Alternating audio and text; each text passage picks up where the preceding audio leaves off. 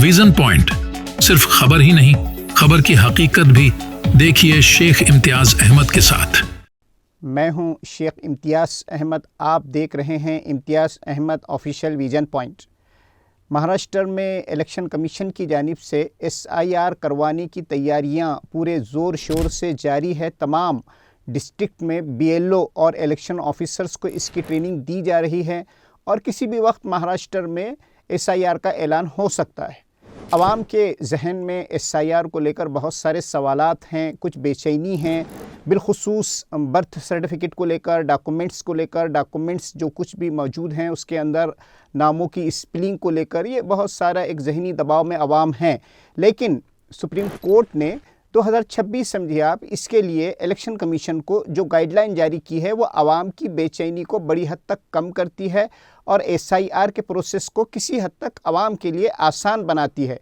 Supreme court ने SIR पर मुश्तारी Bano versus election commission की पिटीशन पर यह गाइडलाइन जारी की है। जिस पिटीशन पर सुप्रीम कोर्ट ने ये गाइडलाइन जारी की हैं, अगर आप उसका पस मंज़र देखें, उसका कॉन्टेक्स्ट देखें, तो जब इलेक्शन कमीशन ने मगरबी बंगाल में 1,25,00,000 वोटर्स के नाम लिस्ट से काट दिए और सिर्फ उसकी वजह ये थी कि नामों की स्पेलिंग का फ़र्क था इलेक्शन कार्ड में या स्कूल सर्टिफिकेट्स में या उनके वोटर ID में, पैन कार्ड में नामों का फ़र्क, जो डॉक्यूमेंट मिसमैच थे, तो इस फ़र्क की वजह से उनके नाम काट दिए। यहाँ तक कि अगर वालदैन के नाम मैच नहीं हो रहे या वालदैन के नामों के स्पेलिंग में कुछ फॉल्ट हैं या कुछ डिफ़िकल्टीज़ हैं, अलग किस्म के हैं, तब भी इलेक्शन कमीशन ने फ़ौरन उनके नाम अपनी लिस्ट से काट दिए। इस तरह 1,25,00,000 वोटर्स को लॉजिकल डिस्क्रिपेंसी की लिस्ट में डाल दिया।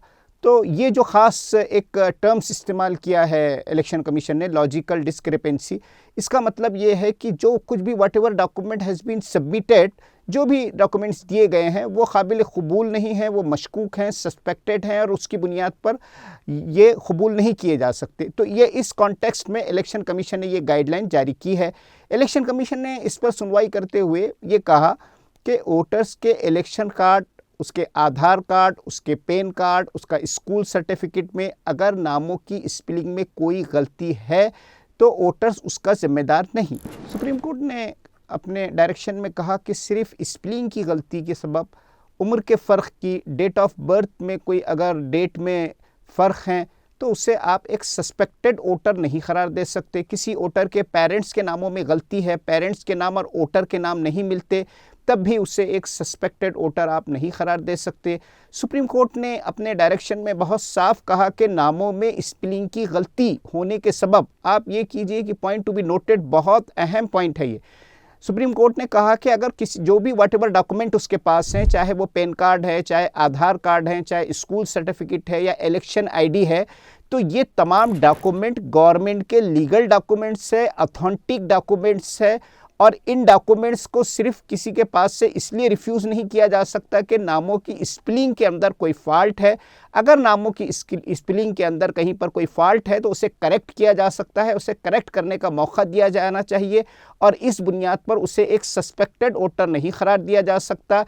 इसलिए ऐसे तमाम वोटर्स को जो लॉजिकल डिस्क्रिपेंसी की कैटेगरी में डाल दिया गया है कि इनके डॉक्यूमेंट काबिल इत्मीनान नहीं है, इनके डॉक्यूमेंट कबूल नहीं किए जा सकते, ये गलत है। इसलिए कि ये डॉक्यूमेंट्स जो गवर्नमेंट ही ने रिलीज़ किए हैं, गवर्नमेंट के ये ऑथेंटिक डॉक्यूमेंट है, नामों के करेक्शन के लिए उसे एक मौका दिया जाना चाहिए और अगर नामों में करेक्शन नहीं है तब भी उसके ये डॉक्यूमेंट काबिल गौर हो सकते, वो एक सस्पेक्टेड वोटर नहीं हो सकता।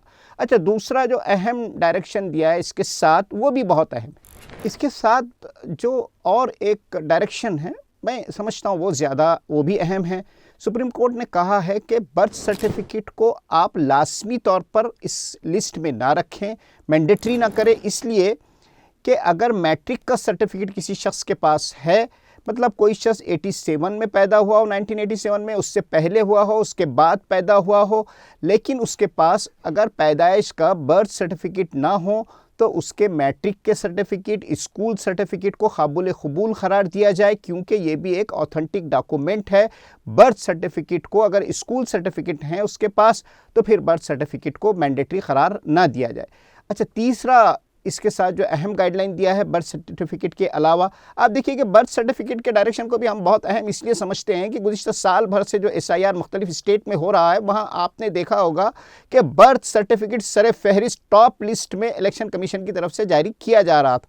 तो हम समझते हैं कि सुप्रीम कोर्ट का ये डायरेक्शन भी काफ़ी आवाम को राहत बख्श सकता है। तीसरा अहम गाइडलाइन जो सुप्रीम कोर्ट ने इलेक्शन कमीशन को जारी किया है वो भी देखिए आप बहुत अहम है। जब बंगाल में और दूसरी स्टेट से ये मुस्तकिल ख़बरें आ रही थी कि वोटर्स अपने तमाम डॉक्यूमेंट सबमिट कर रहे हैं, बहुत अहम जो रिक्वायर्ड डॉक्यूमेंट है वो सबमिट कर रहे हैं, इसके बावजूद भी उनका नाम इलेक्शन लिस्ट से काटा जा रहा है और ये कहा जा रहा है कि आपने डॉक्यूमेंट सबमिट ही नहीं किए हैं। इस पर इलेक्शन कमीशन ने ये साफ कहा है कि जो भी डॉक्यूमेंट सबमिट करेगा वोटर, उसकी एक रिटर्न रिसीप्ट दी जाएगी, उसकी रसीद दी जाएगी और इस रसीद की एक क़ानूनी हैसियत होगी। जिसके पास भी ये रसीद होगी उस पर यह मेंशन होगा कि इस वोटर ने ये और ये डॉक्यूमेंट सबमिट किए हैं, उसकी एक लीगल और क़ानूनी हैसियत होगी। रिटर्न रिसिप्ट होने की वजह से अब कोई भी ऑफिसर, कोई भी BLO जो आवाम को डाउट्स हैं, उनका नाम इलेक्शन लिस्ट से ये कहकर नहीं काट सकता कि इम्प्रॉपर डॉक्यूमेंट दिए गए या प्रॉपर डॉक्यूमेंट दिए ही नहीं गए, ये वो अब इल्ज़ाम नहीं लगा सकता। तो ये भी हम समझते हैं कि सुप्रीम कोर्ट का एक अहम डायरेक्शन है। ये थे चंद अहम गाइडलाइन जो सुप्रीम कोर्ट ने इलेक्शन कमीशन को SIR पर जारी किए हैं, जो आवाम के लिए हम समझते हैं कि उसकी बेचैनी को काफ़ी हद तक कम करने वाले हैं। इजाज़त दीजिए, देखते रहिए इम्तियाज़ अहमद ऑफिशियल विजन पॉइंट।